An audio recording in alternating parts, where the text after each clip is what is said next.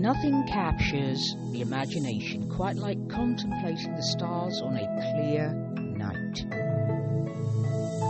In ancient times, we looked to the stars to make sense of ourselves and our place in the world. Astrology looks to the vast expanse of space to find meaning, purpose, and wisdom. Join APM on this cosmic journey as they explore, through astrology, the mantra of the Delphic Oracle, Know Thyself, and I know the cosmos. Hello and welcome, star people. This is APM, your intrepid star guide, and this is another episode of the Outlaw Astrology podcast. And this is season 7, woohoo, and episode 10. And before we get started, a little housekeeping. If you like my astro flow, please feel free to like, subscribe, and share, and also review. Give us 5 stars on wherever you listen to podcasts, but also in particular Spotify and Apple iTunes. And with that, thank you very much for those of you tuning in, and those from the beginning and those now. Thank you very much. We appreciate you. And now on with the show. So, today's topic is going to be about Venus phases. And it's also a very hidden aspect of astrology, because you're not going to know a Venus phase unless you're looking for it. And by the way, you're probably thinking, what the hell are you talking about? APM, Venus phases? Why, yes. Both the inner planets, and by that I mean Mercury and Venus, both have phases. Mercury has 4. We will go into that in a later episode. But Venus has 2. And the reason why I've chosen to talk about Venus today is because Venus is currently at home in Libra, or is going to be at home in Libra. Well, no, it is. It's gone into Libra as of the 29th. And so now we're facing Libra energy, but Venus in its strength, which is a great idea. We definitely want that. So what is a Venus phase? Venus phases are based on geometrical alignments. And that means there's 2 types. There's an inferior conjunction and a superior conjunction. And an inferior conjunction, and these conjunctions will determine what phase that Venus is in. Spoiler alert. And so this is how it typically goes when it comes to it's the superior conjunction, and these are geometric. By the way, conjunctions are used in astronomy as are oppositions with the sun. So an inferior conjunction and a superior conjunction. By the way, the Venus cycle begins at an inferior conjunction. And what that is when Venus is exactly between the sun and the earth. And that is the equivalent of a full moon phase, an opposition of sorts. And superior conjunction is the equivalent of the opposition. So, inferior new moon phase and opposition, superior conjunction would be the equivalent of an opposition or a full moon phase. And that is when Venus is on the far side of the sun. So basically what that means is when Venus is over here with Earth and the moon, it would be inferior, an inferior conjunction. When Venus moves around to the other side of the sun and Earth and the moon are still over here on this side of the solar system, that would be a superior conjunction. So once again, I've said the inferior conjunction is equivalent to new moon phase and occurs when Venus is in the middle of its retrograde cycle. And so at this point, it's moving quite slowly through the zodiac.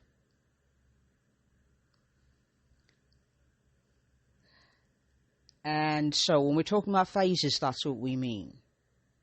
We're talking about where it is in proximity to both the earth and the sun. And the reason why it's important is because it speaks to one's temperament. Much like the moon, Venus can color its expression with having a temperament, an underlying and essential self you might consider it to be. And so that observation has been going around for actually quite a bit, quite a while, and that'd be centuries. And the reason why you don't see it a lot, because, well, it requires a great deal of observation. You kind of have to have your eye stuck to a telescope to be able to notice with varying degrees. So, to get back into it, let's look at these two major phases once again. So we're talking about the inferior conjunction, and it's in the middle of its retrograde cycle. It's moving very slowly through the zodiac. It is at this point, during the inferior conjunction, that is nearest to the Earth, and from our vantage point on Earth, it looks dark. Why? Because it is rising before the sun. It appears in the pre-dawn sky at about a week before an inferior conjunction. And when the sun and Venus will be about 10 degrees apart. So, as the herald of the new day, Venus is then called Phosphorus, and Lucifer, which literally, the latter name meaning light bringer or light bearer. Why? Because it's rising before the sun. It appears in the pre-dawn sky. That is why it's called light bringer or light bearer.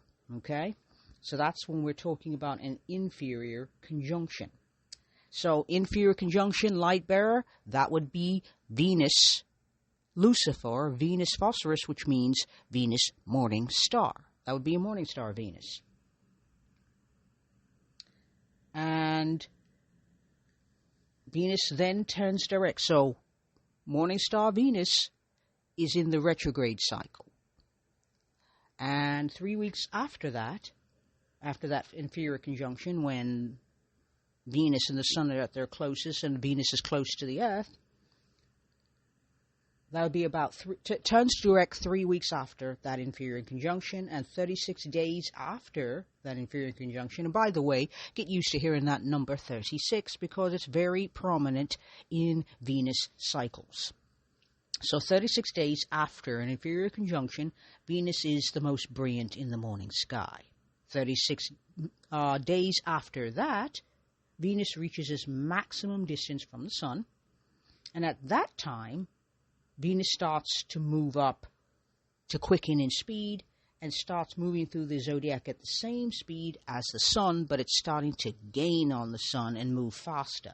So about 216 days, which is 6 times 36 days, later, Venus then will reach its superior conjunction with the sun when it's moving close to its maximum speed, and that would be about 1 degree 15 minutes per day. And then several weeks before and after that superior conjunction, Venus will be once again close to the sun in the sky, and you won't be able to see it because technically, if it's really close, it'll be combust, meaning that the energy of the sun will overpower the energy of Venus. To simply put that concept, by the way, it's more complicated than that, but for the sake of this conversation, the focus is Venus, so I don't want to over-explain and make things confusing. Venus is at this point at its furthest from the Earth. So a superior conjunction, Venus is at its furthest distance in its orbit from the Earth, whereas an inferior conjunction, it is really close to the Earth. So, let's see, let me look again at my notes.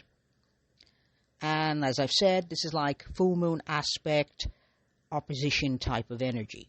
A superior conjunction inaugurates what is known as a smaller hemicycle, or, over the course of a new cycle, in which Venus plays the role as the evening star, which is called Hesperus. So, at the superior conjunction, we've got Venus evening star, which means Hesperus means western, by the way. And 36 days after that, see, I told you you're going to be hearing the number 36 quite a bit.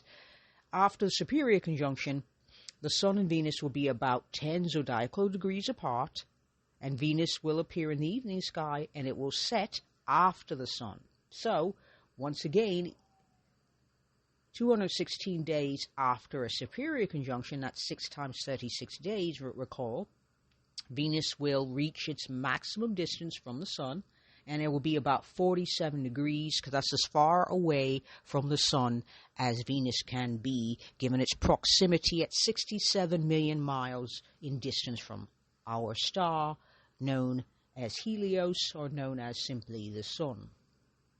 And so the maximum elongation, that'll be from cycle to cycle. We're not going to talk too much about that, because it'll make this overly complex, and it will take, that's a workshop information. That's a long series of posts information, okay? So 36 days later, that's 36 days later, which is actually 36 days before the next inferior conjunction, Venus will be very brilliant in the night sky, and it will outshine all other objects in the evening sky. Since the sun is not there, we're excluding the sun clearly.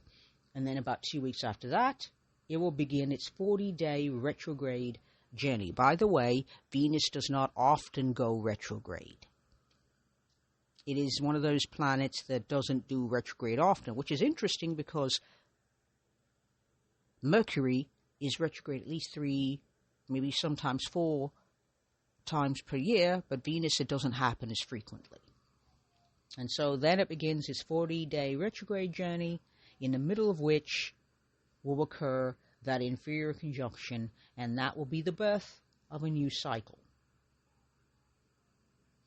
So that is interesting. Now, another cool thing about Venus is that it also, during this time, it will do a 5-pointed star, usually over an 8-year period. I mean, boom, boom, so it'll do a pentagram in the sky. And so, astronote, Venus rotates 180 degrees on its polar axis, and it's usually between inferior conjunctions, so that at each superior conjunction, meaning when Venus is on the other side of the sun, the face it shows Earth will be the side of Venus that previously faced the sun, whilst the side that faced Earth will suddenly be showing itself to the sun. So basically, it'll switch faces. So the side that was facing the sun will face Earth, and the face of Venus that was facing Earth will swing around and be facing the sun. So it gets warmed.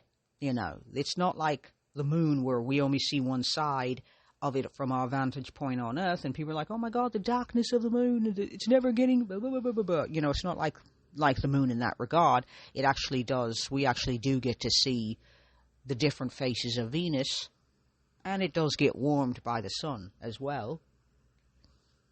And so that's how that would typically work. Now, the interesting feature, like I said, is it turns over a period of 5 or more consecutive cycles. What we get will be a 5-pointed star, about 8 years as a rule. So also another cool thing, as I've said, is that Venus does its cycles in steps of 36 days, in multiples of 36. And by the way, 36 always comes down to a 9, which associates the energy of 9 with Venus. Maximum brightness for Venus will occur 36 days after inferior conjunction. The next step, maximum elongation, will occur 36 days after that, and superior conjunction will be 216 days, which is 6 times 36 days after that maximum elongation. And in the evening star phase, maximum elongation will be 216 days after the superior conjunction. I'm mentioning this because this is Venus' cycle. So maximum brightness takes place 36 days following a maximum elongation, and 36 days more before we begin the cycle again with an inferior conjunction. Okay? Now, here's the thing. Venus phases can help us understand our temperaments, and how that temperament will be about understanding how we do our Venus. There's a little bit more of a complication there. So, as I've said, there's 2. There's Venus Lucifer, otherwise known as Venus Morning Star, and Venus Hesperus, known as Venus Evening Star. And those are the 2 different phases of Venus. So it's kind of a particular emotional temperament. And if we're going to be looking into it, let's step into it now. So a new Venus cycle starts when the Sun and Venus meet in an inferior conjunction and when it's closest to Earth. And that basically means it's going to be in its retrograde cycle, which happens, about every 18 months, thereabouts. And so at this point, when Venus's morning star, it's a new quality of will and purpose. And this quote comes from Dane Rudyard, and it's new moon energy. It's part of the learning cycle. It's spontaneous, it is enthusiastic, and can be also compulsive. That's how that energy works. So people born under this have a tendency to feel and then act. So their emotions, it's called sometimes known as externalization when we're talking about psychological terms, meaning that the feelings are going to be acted out.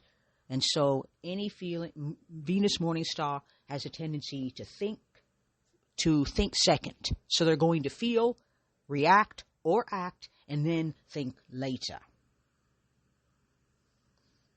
Now, this will also can be tinged by Mercury. So if Venus rises before Mercury, this will be particularly common. They can be emotionally resilient, Venus morning star people. They can recover quickly from setbacks and disappointments.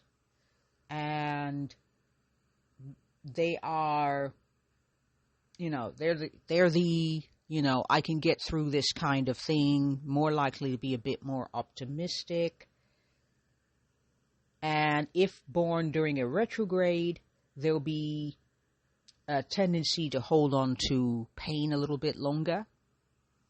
For example, now if we're looking at Venus Hesperus, that cycle begins during a superior conjunction. And that is when Venus is moving really fast, because in inferior conjunction, Venus is moving really slow. And during a superior conjunction, Venus is moving much more quickly. And a few weeks after that conjunction, Venus will emerge on the other side of the Sun and appear as the evening star. It's more like a full moon type of energy. And it's deliberate and goal-oriented energy. So it wants to distill, it wants to integrate, it wants to make sense of the experiences that it has. It's not as idealistic, Venus evening star, as Venus morning star is. During the Venus period, comparatively, feelings will be pushed toward, moved toward. It'll incite action, whereas Venus evening star will be more controlled, more introverted, more cautious, but not necessarily less intense. Okay, so Venus evening star people may not show their emotions as openly as Venus morning star people, and they also experience their feelings just as intensely. They just do it more privately, and they are more internally involved. And this is called internalization in psychotherapy and in psychology. Now, I am simplifying. That is a very internalization and externalization are very nuanced subjects. I'm simply giving a corollary so it'll be easier to understand. And so Venus evening star people feel after the fact.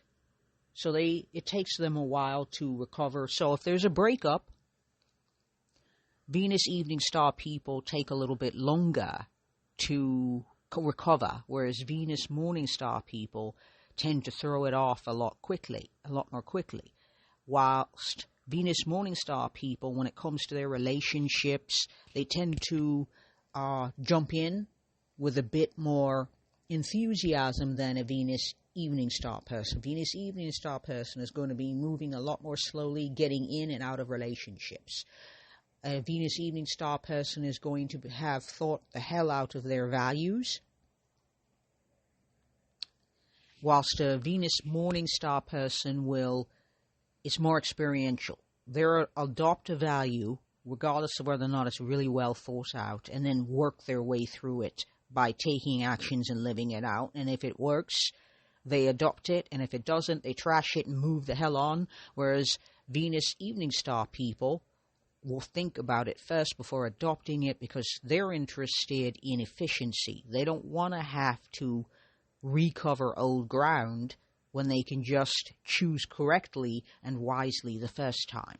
Okay, so feeling after the fact is a thing that Venus evening star people tend to do. They're not going to jump into a relationship. They may love a person, but like, wait, I'm going to need to think about this. So if you've got, say, Venus in Sagittarius, and people have a tendency to believe that, free spirit and very impulsive, it's fire, and it's mutable fire, so probably not going to have a plan. If that's an evening star Venus, I would rethink that Venus in Sagittarius interpretation. If it was morning star, I'd say more eager, more impulsive, more, open to showing their values and showing more of themselves, whereas a Venus evening star person isn't likely to do that. They're more cautious, more internalized, more introverted.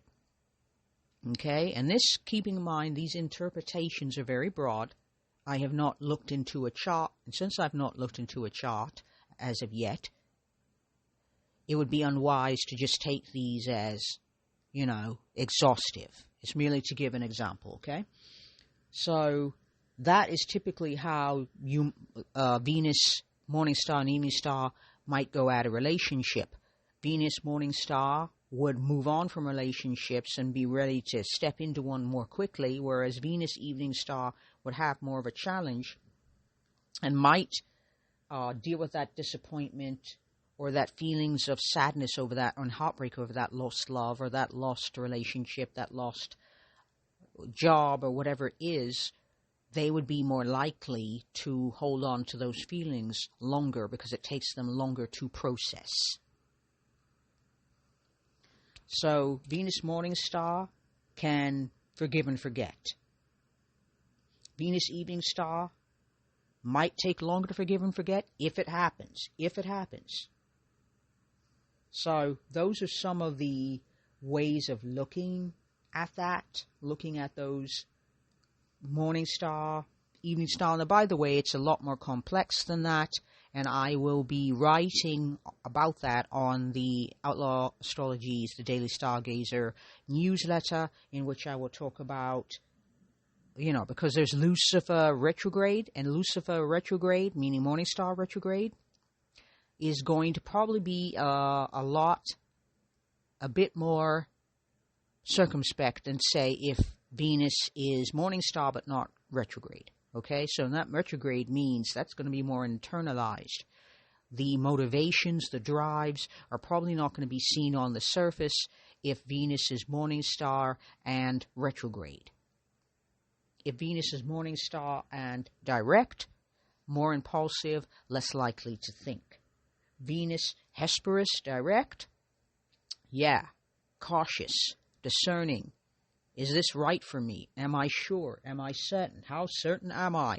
Whereas Venus evening star would be even slower to act, even slower to take action or respond or even recover because it's in a retrograde. So also retrogrades are what I would call chaotic good. When it comes to morality, they know right from wrong, and they don't need to be told what it is. So if it's Hesperus, they have their value system. They may not always articulate that value system that is motivating how they make choices in their relationships and connections with people. They may not articulate that to you explicitly. It'll be implicit, not explicit. You're probably going to need to infer. Okay? So I will be going into this on the newsletter. There's a free and paid version, I will put that link down in the show notes just to give you an idea. So this is a very complex way of doing this, a very complex way of, figuring out. So, figuring out your Venus cycle. So if you want to figure it out, it's very simple. If you're, say, for example, if you're going to look at clockwise and anti-clockwise being counterclockwise.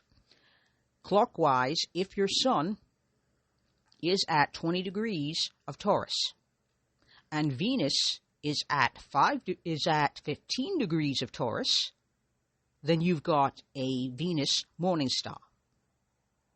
So if the sun is advanced more in degrees and further along, it's morning star. If it is in front of the sun, it's evening star. Keep in mind that during a superior conjunction, which is evening star, meaning it's on the other side of the sun, it is sped up.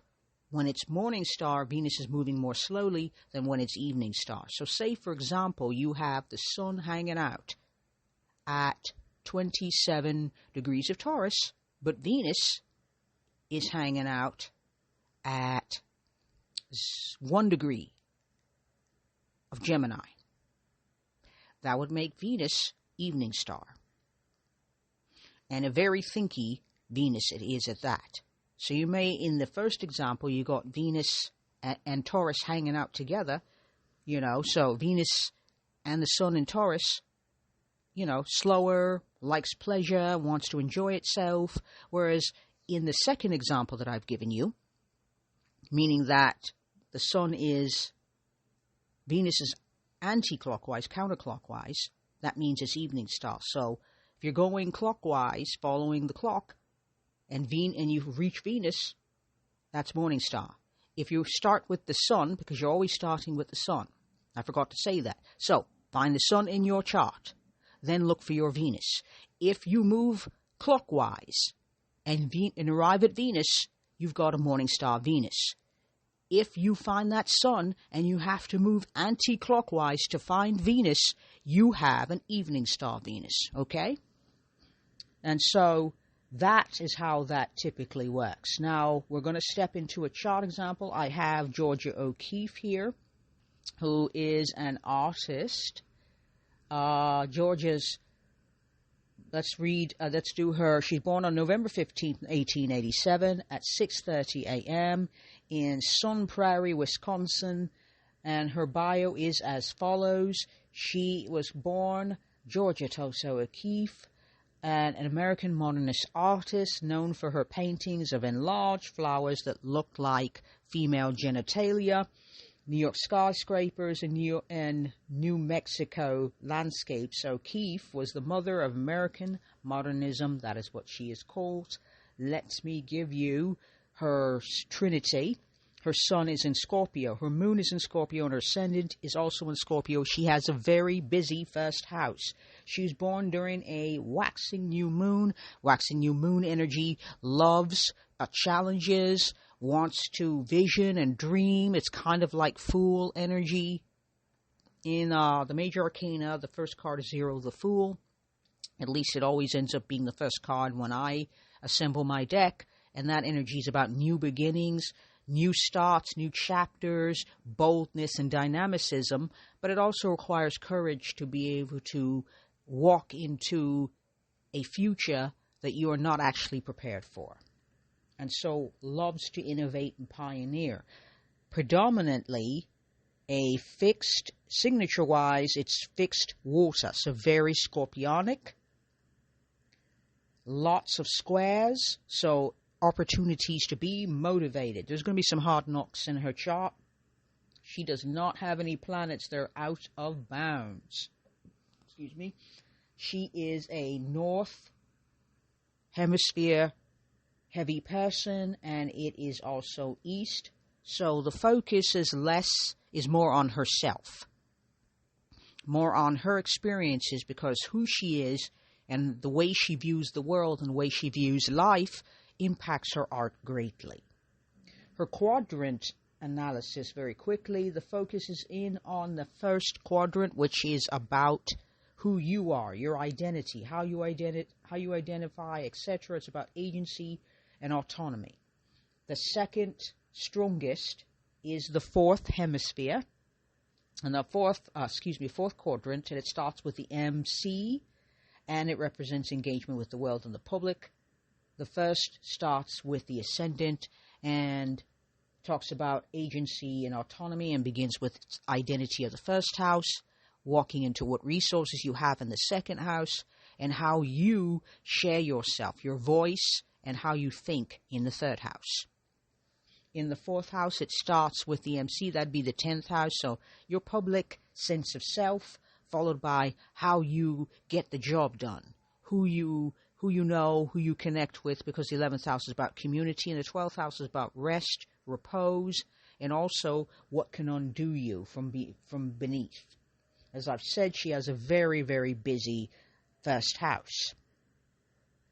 So we're going to look at her Venus. Her sun is at 22 degrees 51 minutes. It is joined there first by Jupiter at 17 degrees 47, Ascendant 18 degrees 6 minutes, the sun at 22:51, the moon at 25:24, and Mercury at 28 degrees and 9 minutes. Her Mercury is also retrograde, and so what she thinks has a lot to do with her identity. By the way, that is a stellium because there's a concentration in the first house which has Scorpio on the ascendant. This is a Pluto-ruled house, and Pluto is hanging out in Taurus at 28 degrees 49 minutes, which means it is in opposition with the Mercury, in opposition with the Sun, and opposition with the Moon. So Sun, Moon, and Mercury. Mercury has the tightest opposition to it, is being opposed by the planet that calls the shots on all three of these planets in the first house from the 7th house. And basically, very quickly, what that means is that it's in Taurus. So that means that change is going to be white-knuckled. Earth signs love to create things, to build things, structures that are going to stand and be secure and stable. And Pluto is about boosh. It blows that up. So psychologically, it's going to have a difficult time learning to acclimate to change. And when it comes to 7th house collaborations, you're looking for stability. You're looking for security.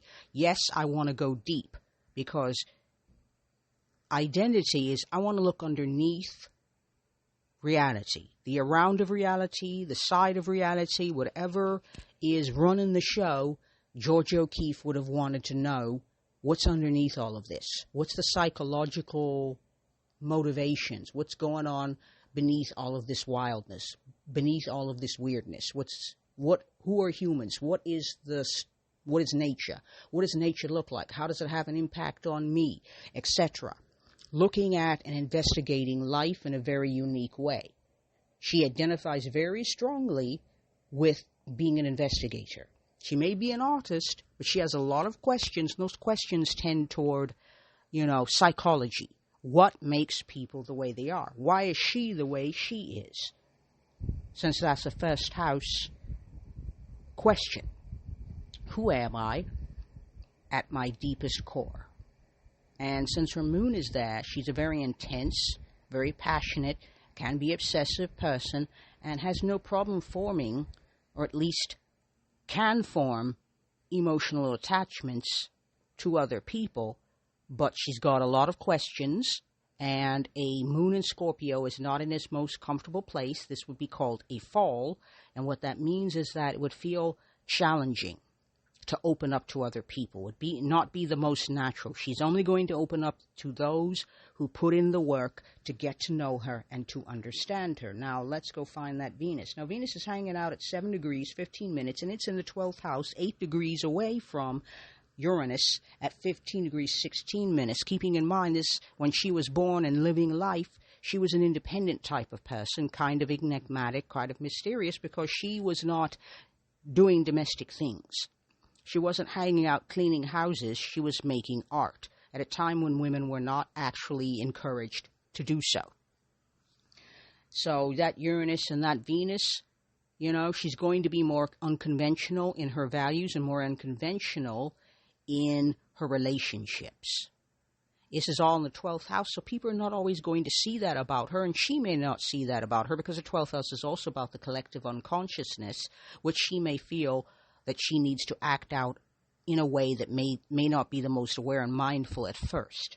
So Venus is at 7 degrees 15 minutes of Libra, and the Sun is at 22 degrees. So if you go to the Sun at 22 and you follow it clockwise, because we're going to go clockwise, or anti-clockwise is what we're going to be doing. So that's how we're going to figure that out. So clockwise, from the Sun would make it morning star. And what that means is that Georgia would be might follow her emotions, or she'll definitely be value-oriented. She likes fairness, because Venus is in the sign of its domicile, meaning it's in Libra. It likes being in Libra. It likes being in Taurus.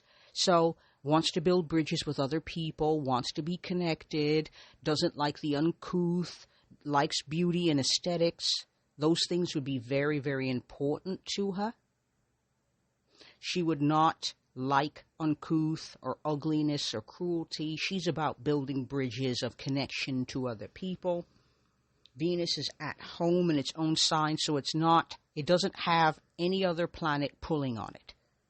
There's no other planet telling Venus what to do. Venus is autonomous and then free to, okay, I like unusual people, because Uranus is 8 degrees off, so along for the ride. It's shaping that Venus expression, and it's in Libra. So the relationships are going to be unique.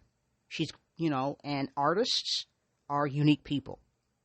Artists are unconventional. Their temperaments tend to be unconventional. They usually run counter to whatever the mainstream is. So the people she would be hanging around with would be people like herself, people who question the status quo, people who challenge the status quo, because historically creative temperament types were always the ones who called out the king and were the only ones allowed to do so before that law, that social role was blurred and, erased. It was always the jesters. It was always the artists. It was always those people who made the art that made people question the status quo and how things operated. So she's questioning relationships. Does it really have to look like this? Do I really have to be a stay-at-home mum? Do I really have to tend house? Do I really have to do those things? Or can I be an artist in my own right and create art that interests me, and I can share that art with people who are also interested? So, kind of unconventional, as it were. Now, some other things about her. I'd like to make a note. You might have noticed that I tend to share charts about people who are famous in the past, and this was even before I was born, okay? And the reason for this is because I want you, the listener, to know who these people are. Knowing where we come from, in my opinion, is just as important as knowing where we are going. So this, in my opinion, makes sense of where we are now and helps us better chart a course to where we want to go, So I think of her alongside Mary Shelley. Now, Mary Shelley was born in the late 19th century, and I've gone over her story, so I'm not going to overdo it here. But Mary Shelley was a teenage girl who was 18 years old at the time, and not straight, by the way. I watched a documentary in which they discussed that very topic. She was not straight. She was a bisexual woman, and had a husband and a child, and hung around artists. And Lord Byron, who was one of her contemporaries and friends, along with her husband and a bunch of other artists. And they spent a weekend in 1816, by a lake in Switzerland, I believe, just having fun and being alternative creative artists, and there was lots of sex, lots of drugs, and lots of fun, and they were bored because you couldn't actually go swimming, you couldn't really do anything because it's cold and rainy, because recall, in 1815 there was a volcanic eruption, and that volcanic eruption sent ash and all sorts of elements into the atmosphere, which made it cold the next year for the summer. So all over the globe, it was cold. There was no summer. And because of that, it was dreary in Europe.